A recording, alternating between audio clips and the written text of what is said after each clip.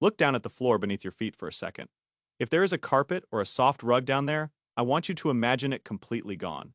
Every carpet, every rug, every soft thing on every floor in your whole home simply vanished. What is left behind is bare, hard, cold floor in every single room. It honestly sounds like a very small change. But now try walking across it. Your footsteps suddenly echo. The rooms all feel noticeably colder. There is nowhere soft at all to sit, to play, or even just to stand. The whole place feels strangely bare and unfinished, rather like a house that nobody actually lives in yet. The humble carpet, it turns out, was quietly doing four completely different jobs all at once, and you never even noticed a single one. This is your home without carpets. It all starts first thing in the morning. You swing your legs out of bed, and you put your bare feet straight down onto a hard, cold floor, and you flinch. That first soft, warm step of the whole day is simply gone. You pad through the house, and everything is loud now, because your footsteps clack and echo off the bare floors and the hard walls, and the cozy hush of your home has been replaced by a hollow, ringing sound, rather like an empty gym. You drop a glass, and instead of a soft, harmless thud, it shatters instantly all over the hard floor. You try to sit down on the ground just to wrap a present, and your back and your knees start complaining within minutes. Everywhere you turn, the floor has quietly stopped being a friendly surface and become a hard, cold, and thoroughly unforgiving one. The rooms all feel colder too, because a hard floor pulls the heat straight out of your feet and gives your warmth nowhere soft to gather. There is nowhere comfortable at all to sit down on the ground, no soft spot to sprawl out on and watch something, and no cushioned place for a child to play or a pet to curl up. And the whole home suddenly looks bare, hard, edged, and just a little bit sad, all straight lines and cold surfaces. Missing the warmth and the color that a good rug quietly brings to a room, and you slowly start to understand that a carpet is not just some decoration underfoot. It is warmth, and softness, and quiet, and beauty, all rolled up into one single thing, and it is one of the very oldest and most beautiful things that human beings have ever made. To really understand the carpet, you have to travel to the coldest, hardest floors anywhere in the world, because that is exactly where it was first born, among the nomads of Central Asia and Persia. Picture life inside a tent, thousands of years ago, out on the vast open plains, where the ground beneath you is bare earth, freezing cold in the winter and hard and rough all year round. And so these nomadic people slowly wove a genuine stroke of genius out of the wool of their own sheep, a thick, dense, tightly knotted rug that they could simply roll out over the cold ground. In an instant, a patch of hostile frozen earth became a warm, soft, dry, and beautiful floor. And when it was finally time to move on again, they just rolled it up and carried their whole floor with them. We know just how genuinely ancient this craft really is because of one truly astonishing survivor. Deep inside a frozen tomb in Siberia, archaeologists once found the oldest carpet in the entire world, now known as the Pazyryk carpet. It is roughly 2,500 years old, and yet it is not some crude, clumsy first attempt at all. It is a rich, intricate, and beautifully knotted rug with detailed woven borders of horses and deer, which tells us that the art of carpet making was already old and highly advanced even way back then. Every single one of these carpets was also a kind of language. Different tribes, villages, and whole regions each had their own signature patterns, colors, and motifs, woven in entirely from memory, so that a real expert could glance at a finished rug and tell you almost exactly where and even by whom it was originally made. The rich reds, the deep blues, and the warm golds all came from natural dyes squeezed patiently out of plants, roots, and even tiny insects.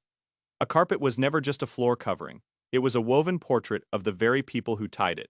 The exact way in which these carpets are made is almost completely unbelievable. A true knotted pile carpet is built up by tying thousands upon thousands of tiny individual knots of wool, one single knot at a time, entirely by hand, around the threads of a stretched wooden frame. A single fine carpet can contain many hundreds of knots in every square inch, often more than 1 million tiny knots in total, and it could take a skilled weaver or a whole family working together, many long months or even several years to finish.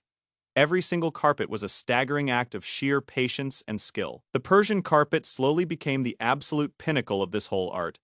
Persian and Turkish weavers turned the humble rug into a genuine masterpiece of color, geometry, and pattern.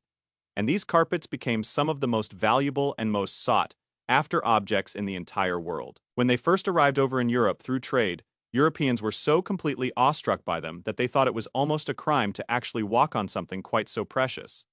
So instead of laying them down on the floor at all, they draped these treasures over their tables and hung them up on their walls like fine paintings. If you look closely at old European portraits of rich merchants and kings, you will very often spot a gorgeous Middle Eastern carpet lying, not on the floor, but right there on the table. Carpets were unmistakable symbols of enormous wealth, given as grand royal gifts between rulers, and then treasured carefully for generations. It is honestly no accident at all that our old stories are so full of the magic flying carpet, because to people back in those days, a truly fine carpet really did seem like a small miracle somehow woven out of plain wool.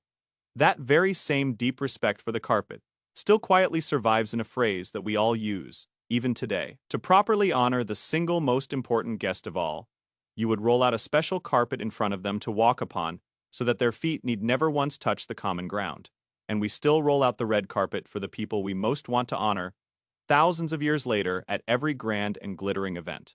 But all of this was still very much a luxury of the rich and of the skilled nomadic weavers. So what about the ordinary floor? For most people in medieval Europe, the floor was just bare packed earth or cold hard stone, and to soften it a little, they strewed it all over with a loose layer of rushes, straw, and sweet-smelling herbs. It was a kind of rough, disposable carpet. It cushioned the bare feet and it soaked up the spills, but it also trapped dirt, crumbs, and far worse, and it had to be regularly swept out and replaced. Over in Japan, floors were laid instead with neat, woven straw tatami mats, which were clean, firm, and modular, a very different and far more elegant answer to exactly the same basic human wish. Simply not to have to live directly on the bare, hard ground. A carpet did always bring one endless chore along with it, though, and that was the sheer job of keeping it clean. For many centuries, the only real way to get the trapped dust out of a heavy rug was to hang it over a line outside and then beat it hard with a stick or a woven carpet beater, sending up great choking clouds of dust. It was heavy, exhausting, and thankless work.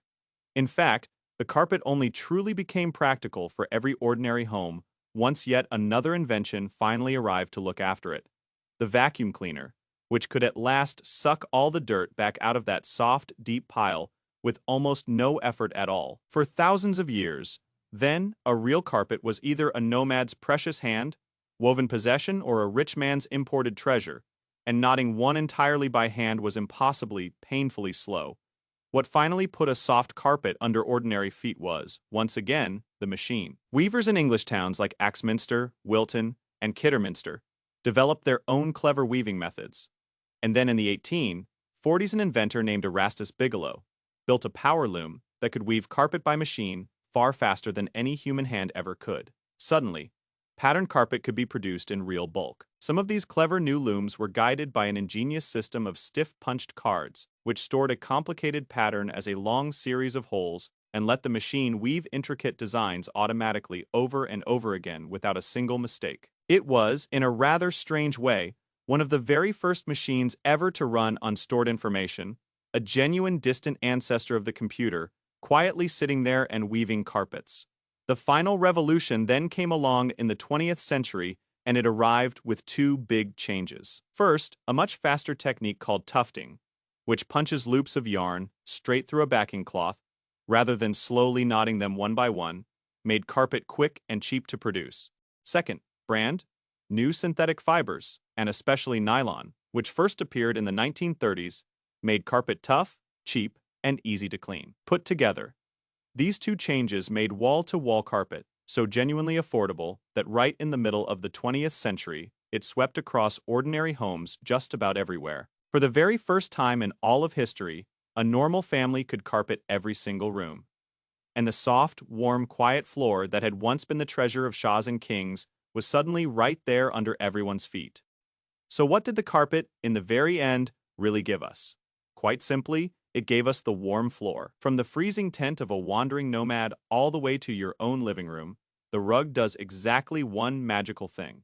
It takes a cold, hard, hostile floor, and it turns it into a soft, warm, welcoming, and genuinely human place.